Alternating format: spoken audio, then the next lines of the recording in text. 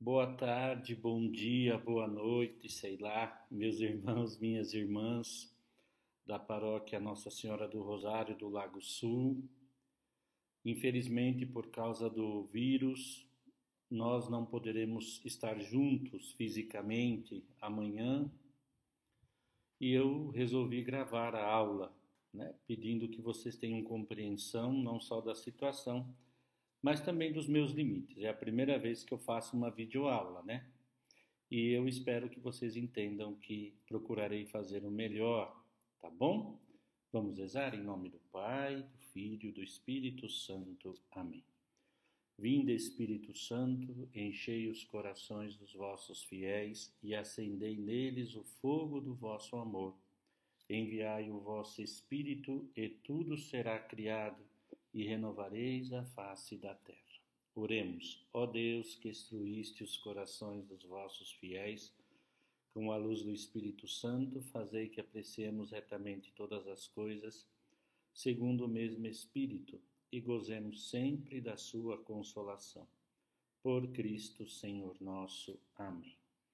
Pai nosso que estais no céu, santificado seja vosso nome, venha a nós o vosso reino, seja feita a vossa vontade, assim na terra como no céu. O pão nosso de cada dia nos dai hoje, perdoai-nos as nossas ofensas, assim como nós perdoamos a quem nos tem ofendido, e não nos deixeis cair em tentação, mas livrai-nos do mal. Amém. Ave Maria, cheia de graça, o Senhor é convosco. Bendita sois vós entre as mulheres, e bendito é o fruto do vosso ventre, Jesus. Santa Maria, Mãe de Deus, rogai por nós, pecadores, agora e na hora de nossa morte. Amém.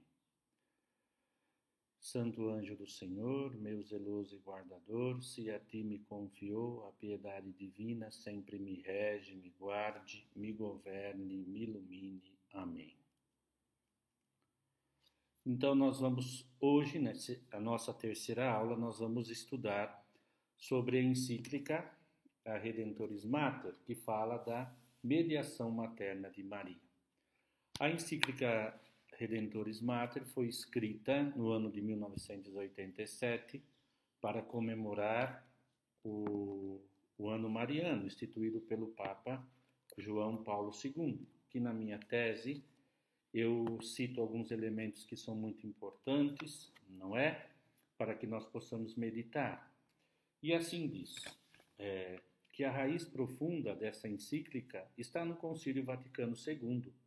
Lembrem-se que nós lemos o capítulo 8º da Lumen Gentium e nós temos visto como o documento dá um salto de qualidade na teologia mariana, porque apresenta Maria relacionada a Cristo e à Igreja, a bem-aventurada Virgem Maria em relação a Cristo e à Igreja, na vida de Cristo, na vida da Igreja.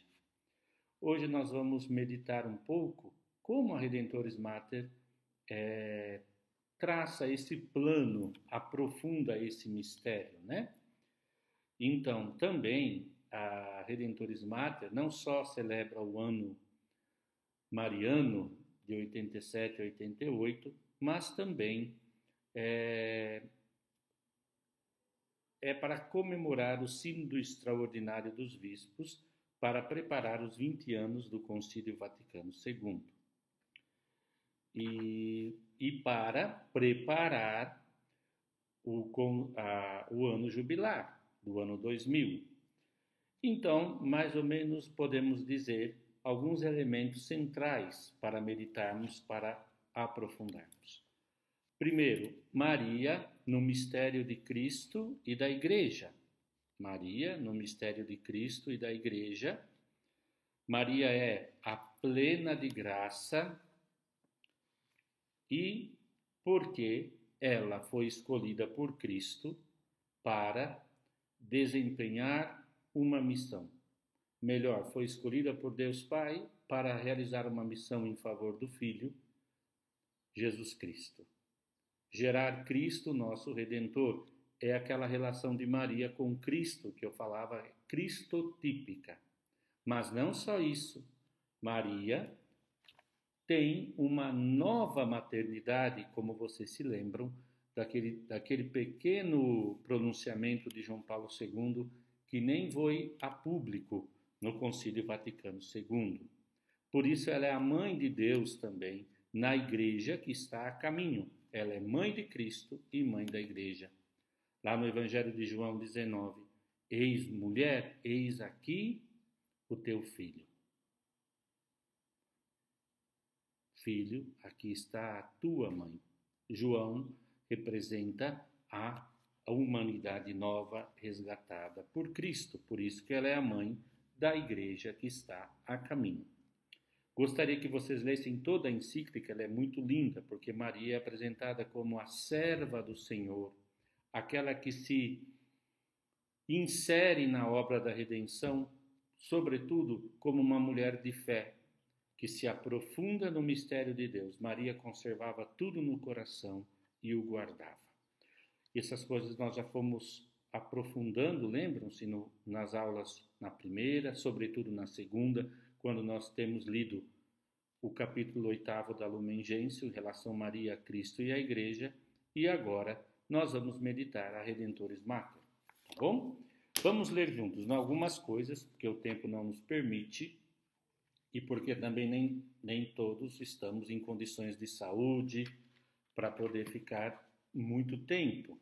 Por isso eu proponho o seguinte, eu darei uma aula por volta de 45 minutos e a outra aula será vocês lerem o documento, o que iríamos fazer. No próximo vídeo, que eu lançarei em breve, nós resumiremos mais ou menos as 3 aulas.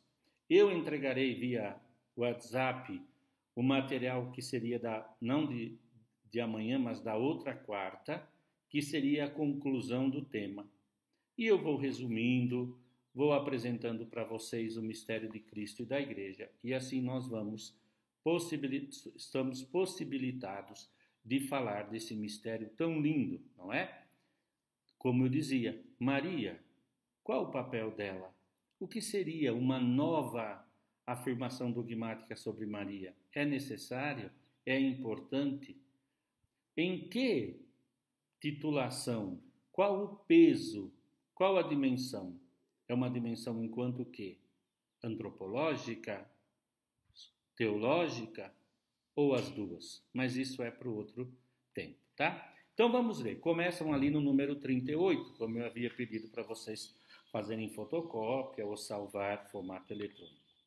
Número 38 diz, a mediação materna. E diz, a Igreja sabe e ensina com São Paulo que um só é o nosso mediador.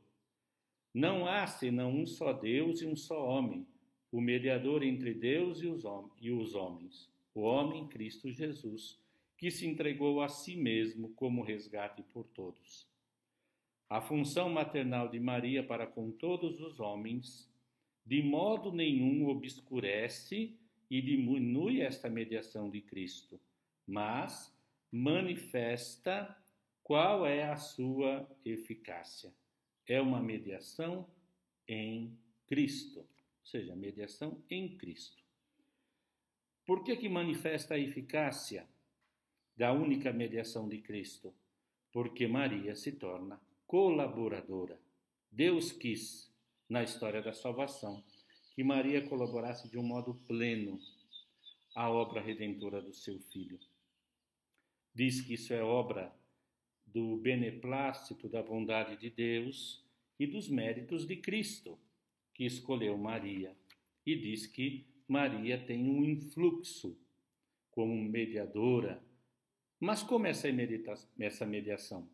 No próprio número 38 dirá, efetivamente, a mediação de Maria está intimamente ligada à sua maternidade e possui um caráter especificamente maternal, que a distingue da mediação das outras criaturas, que de diferentes modos e sempre subordinados participam da única mediação de Cristo.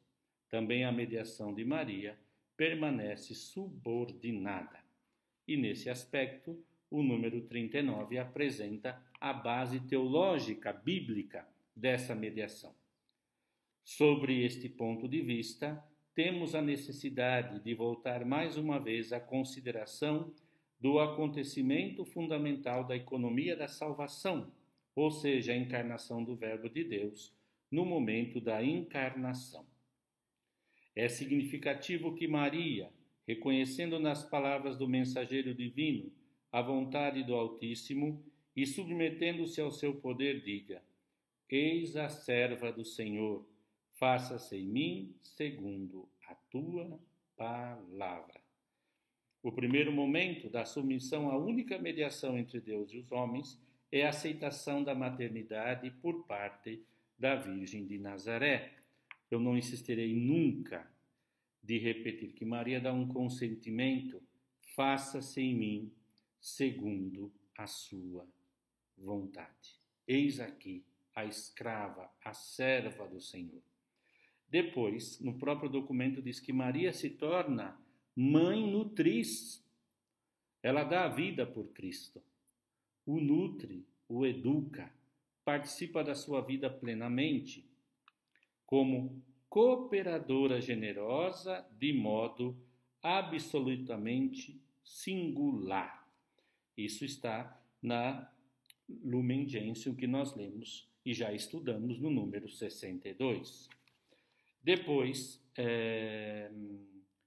diz também que Maria, no seu caso, como mãe, é uma mediação especial e excepcional. Por quê?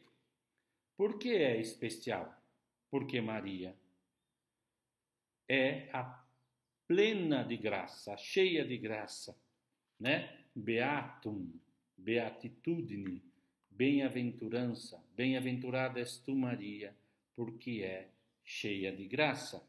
E isso faz com que Maria participe da vida de Cristo, o acompanhe com o coração de mãe na vida pública e nos acontecimentos da ressurreição, antes da morte de cruz de Jesus, quando ela entrega a João como mãe.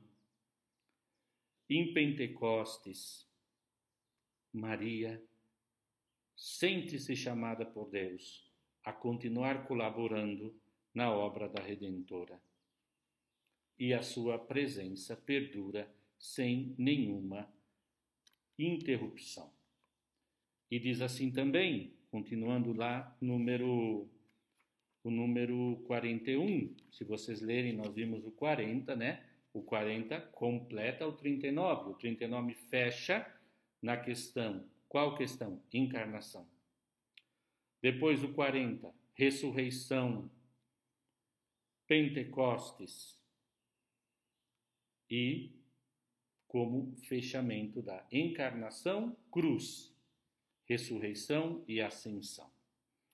E também continua a sua vida. No 41, Maria, assunta aos céus, continua sendo nossa intercessora.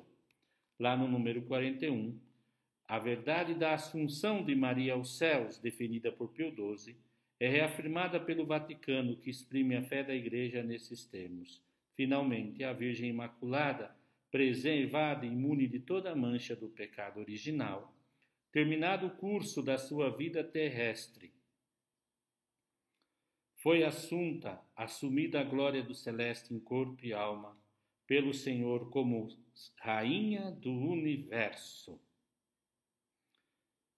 para que se conformasse mais plenamente com o seu Filho, Senhor dos senhores e vencedor do pecado e da morte. Então, Maria é associada à obra redentora do seu Filho de modo pleno e ela participa também da glória de Cristo.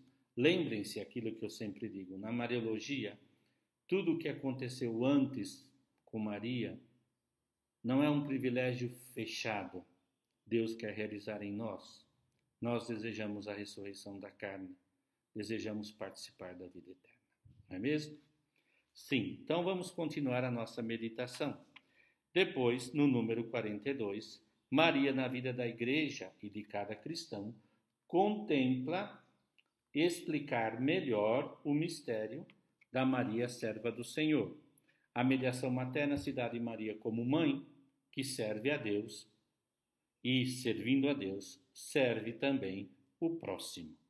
Nesse sentido, Maria é a serva do Senhor. Mas e qual o papel dela na vida de cada cristão? O Concílio Vaticano, situando-se nessa linha da tradição, projetou uma nova luz sobre o papel da Mãe de Cristo na vida da Igreja.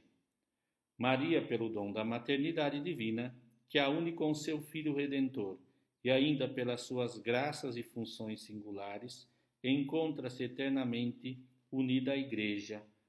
A Mãe de Deus é a figura da Igreja, isso na ordem da fé, da caridade e da perfeita união com Cristo.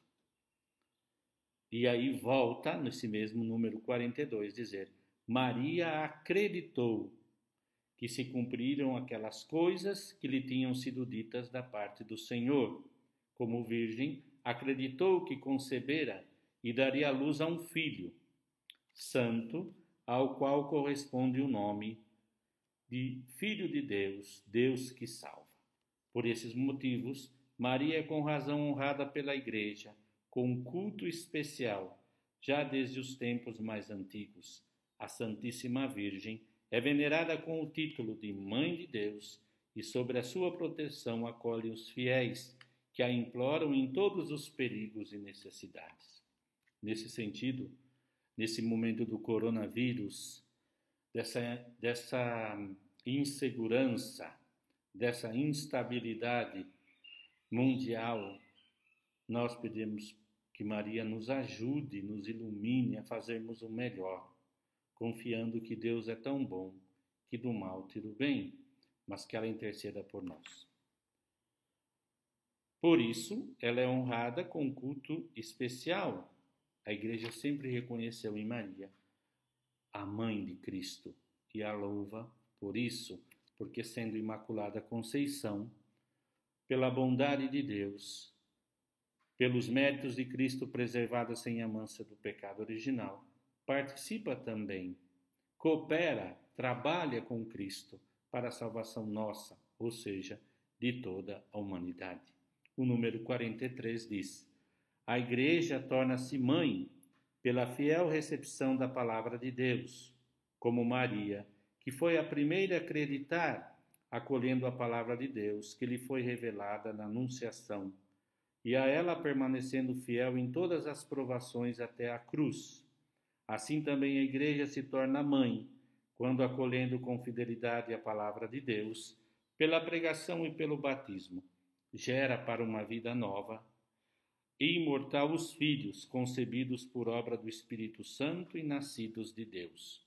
Essa característica materna da Igreja foi expressa de modo particularmente vivido pelo apóstolo das gentes, quando Paulo diz: meus filhinhos, por quem sofro novamente as dores de parto, até que Cristo seja formado em vós. A Igreja, em certo sentido, aprende de Maria também o que é próprio da maternidade. Ela reconhece essa dimensão maternal da própria vocação como algo ligado essencialmente à sua natureza sacramental, contemplando a sua santidade misteriosa, imitando a sua caridade e cumprindo fielmente a vontade do Pai. E diz, o fato de a Igreja ser sinal e instrumento da íntima comunhão com Deus tem a sua base na maternidade que lhe é própria. A Igreja, na sua estrutura, se nós pudéssemos estudar, não só o capítulo 8º da Lumen Gentium, mas todo o capítulo, entenderia muito bem que quando a gente diz Igreja, nós vivemos uma realidade completa, não complexa, simples, mas completa, que é a vida de cada batizado, independente se ele faz parte da hierarquia, se ele é leigo, se vive o matrimônio, etc. Várias coisas aqui poderíamos dizer, mas dizemos que há uma vocação universal à santidade, do qual a Maria é modelo a seguir. Mais que imitar, seguir, ir atrás de Maria. E onde nós entendemos as pegadas de Maria no Evangelho. Sabem que a Redemptoris Mater produziu um efeito muito bom, maravilhoso, para com o mundo teológico também protestante. Porque nunca apesar das críticas, de não aceitar a colaboração, participação humana na obra da redenção, nunca alguém tem escrito tanto, baseado na Lumen Gentium, no capítulo 8º, mas baseado na Escritura, apresentando Maria na encarnação, na vida pública, na visita a Isabel, na cruz, ou seja, categorias bíblicas e eu digo mais, categorias existenciais que permitem compreender também os irmãos separados, a obra redentora, a participação de Maria nessa obra, ao menos de um modo simples, sem teorizar muito, mas Maria é mulher de fé. E a mulher de fé se prevê, se compreende como uma mulher que não está parada, certo? Maria não está desempregada depois da morte do seu filho. Pelo contrário, trabalha muito. Para nós cristãos católicos, basta compreendermos as grandes aparições marianas e o papel que Maria desempenha, como ela participa ativamente do desejo, da vida, se preocupa ou se ocupa com amor de mãe. Vamos continuar então, gente? Vamos lá. Força, hein? E a igreja se torna então prefigurada em Maria e, sobretudo, tendo Maria como um modelo de seguimento a Cristo, de participação na vida de Jesus e participação na vida da própria igreja. Porque quando eu falo que eu sou igreja, eu participo da sua vida e você participa da minha. É o ponto. Muito bem, o número 44 diz, existindo essa relação de exemplaridade, ou seja, Maria é exemplo da igreja, descobre-se em Maria. A igreja se descobre nela e, ao mesmo tempo, procura tornar-se semelhante a ela.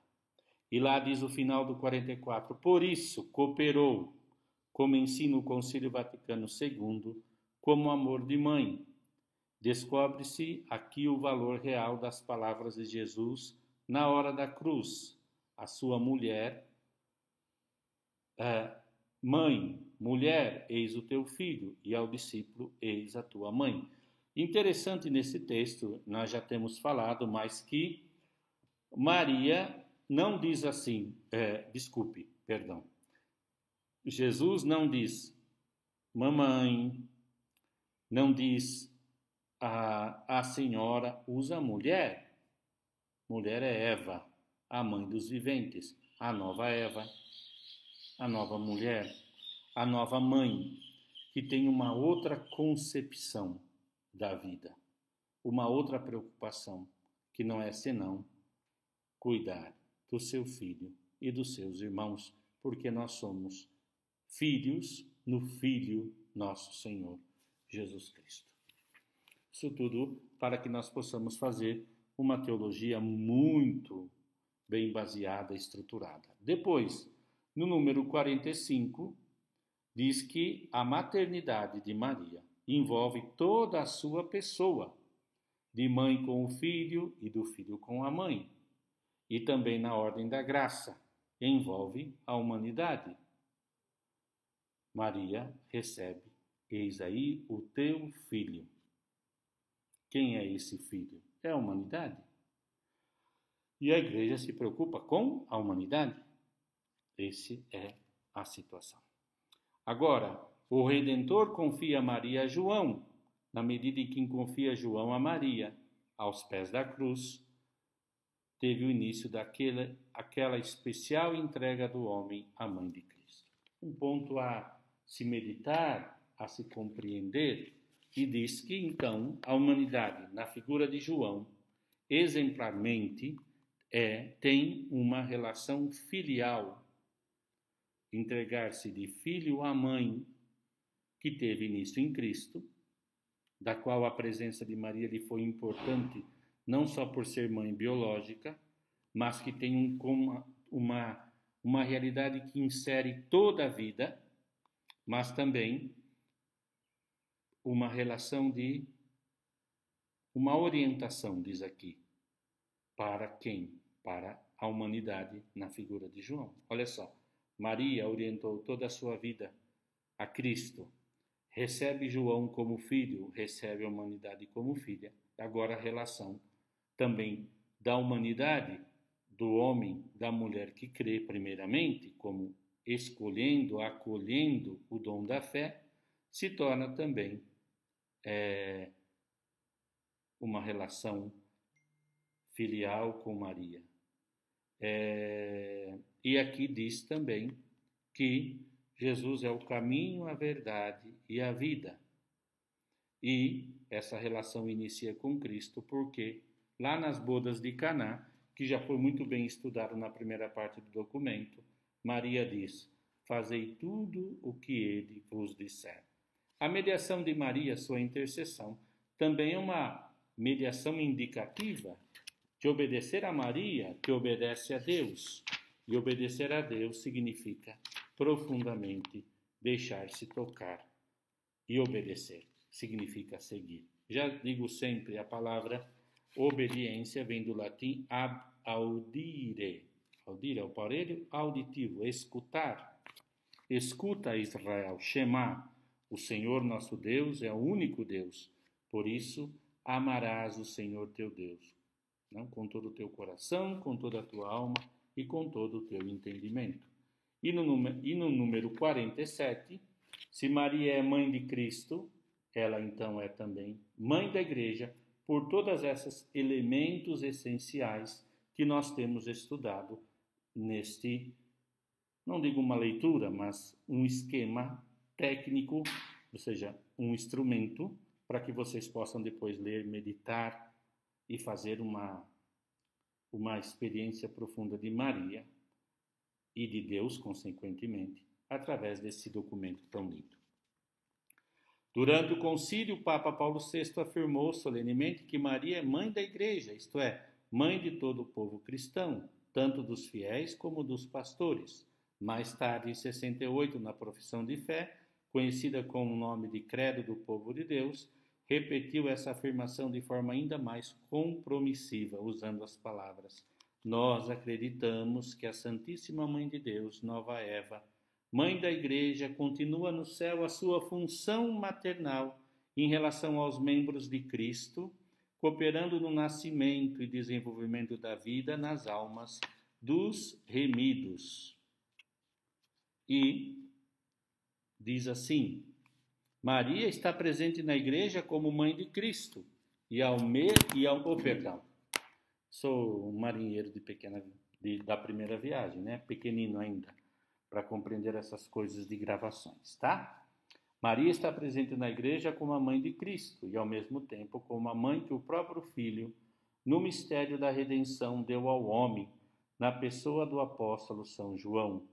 Por isso, Maria abraça com a sua nova maternidade no Espírito todos e cada um na igreja e abraça também a todos e cada um mediante a igreja. Ou seja, Maria também na sua ação. Não podemos ficar naquela relação cristotípica somente. Como eu já disse, leva até um endeusamento de Maria, como alguém que nos consegue favores. Parece ter uma coisa um pouco mafiosa, né? Não.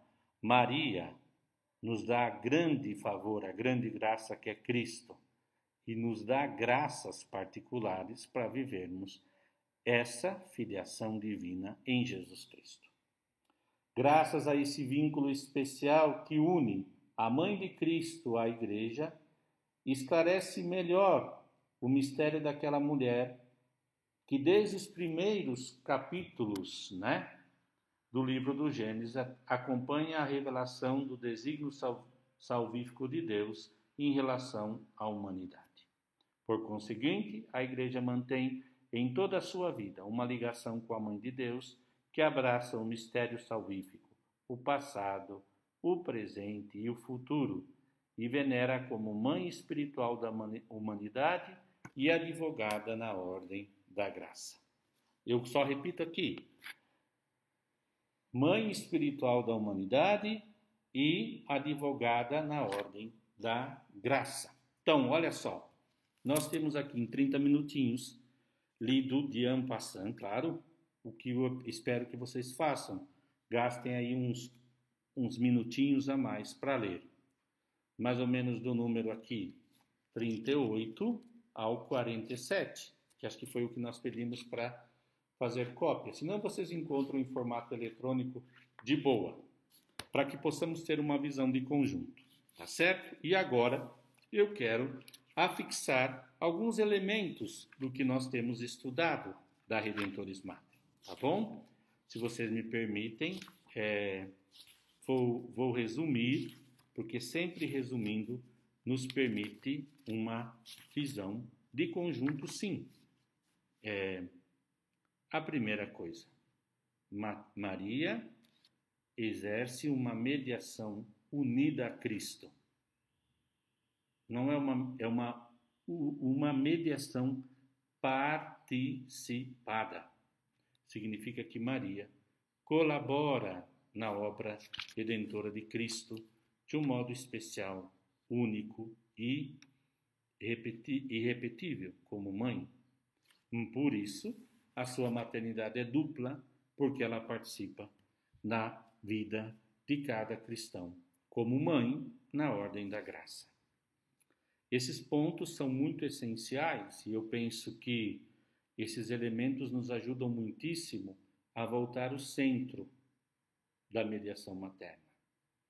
E talvez nos questionarmos alguns pontos sobre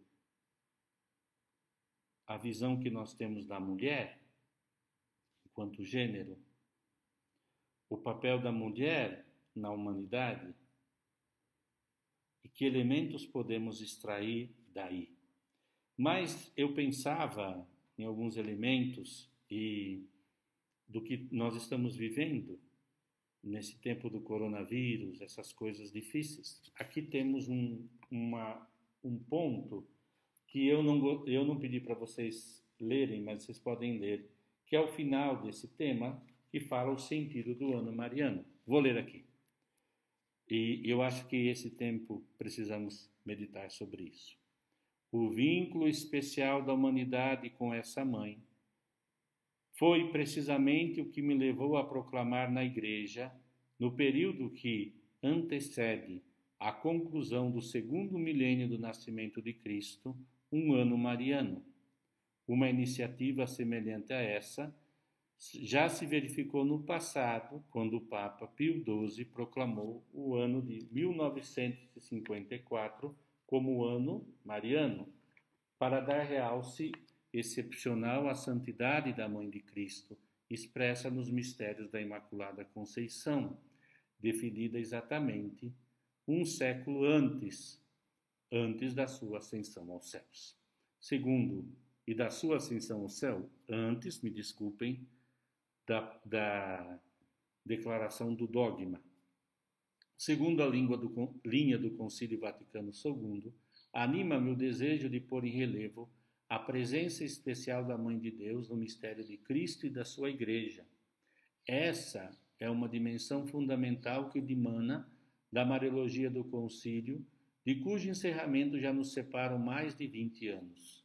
O Sínodo Extraordinário dos Bispos, que se realizou em 85, exortou a todos a seguirem fielmente o magistério e as indicações do concílio. Nesse contexto, o ano mariano deverá promover uma leitura nova e aprofundada daquilo que o concílio disse sobre a bem-aventurada Virgem Maria, Mãe de Cristo e da Igreja. Uma leitura nova, quer dizer, nova, podemos fazer uma leitura nova. Eu sempre, a palavra inteligência vem de intelligere, quer dizer, capaz de ler o que está por dentro.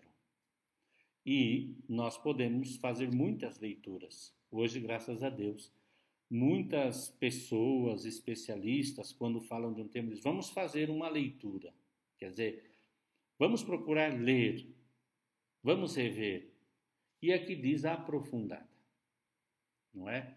E nesse sentido, acho que nunca, como nesses tempos, precisamos tanto de fazer uma leitura nova sobre o papel intercessor de Maria, porque implica também conceber nesse tempo, por exemplo, de coronavírus ou sem coronavírus, mas as dificuldades da vida. Qual também é o nosso papel como filhos da igreja e, por isso, filhos de Maria. E aí diz assim, para vamos começar a fechar o tema.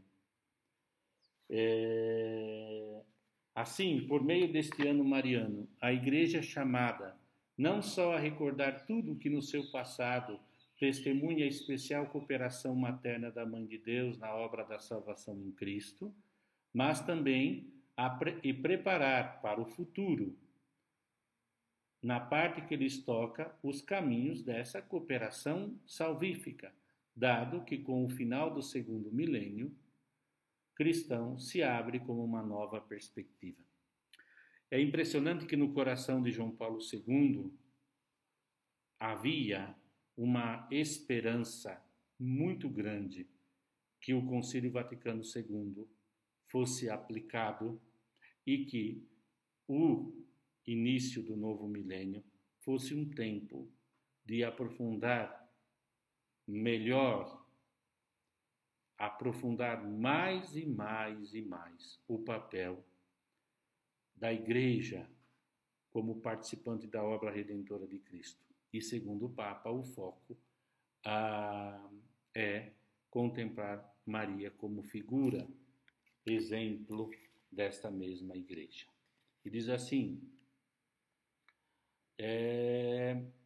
desejaríamos, portanto, especialmente durante este ano, unir-nos na oração com todos aqueles que celebram o batismo, ortodoxos, católicos, renovando e confirmando a vivência de sentimentos de alegria e de consolação. Embora experimente ainda os efeitos dolorosos da separação, que se deu há alguns decênios, podemos dizer que diante da Mãe de Cristo nos sentimos verdadeiramente irmãos.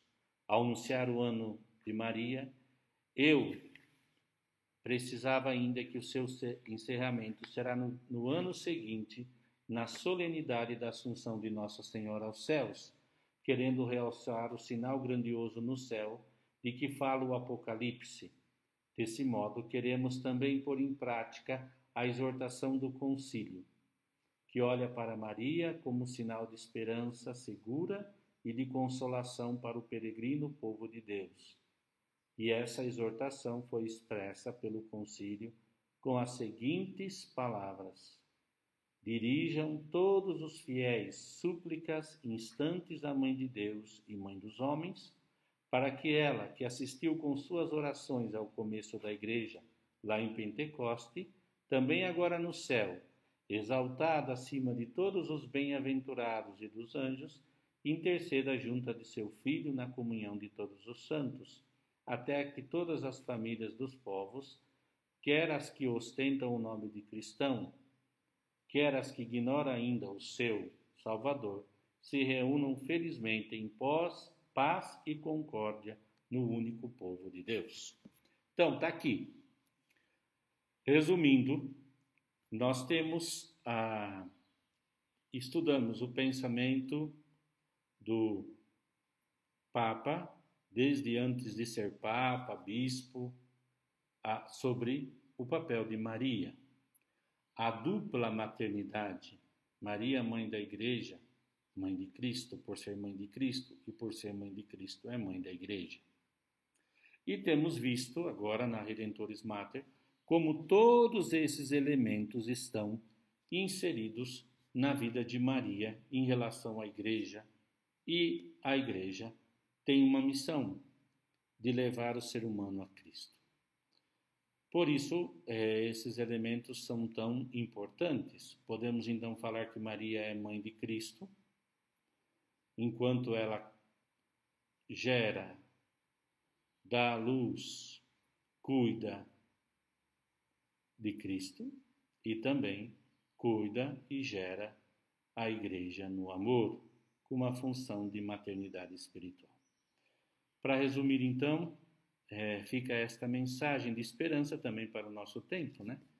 Descobrir o papel intercessor de Maria não é só descobrir que não estamos sozinhos aqui na luta e labuta de cada dia, mas, sobretudo, que não estamos abandonados, né? Maria segue nos ajudando.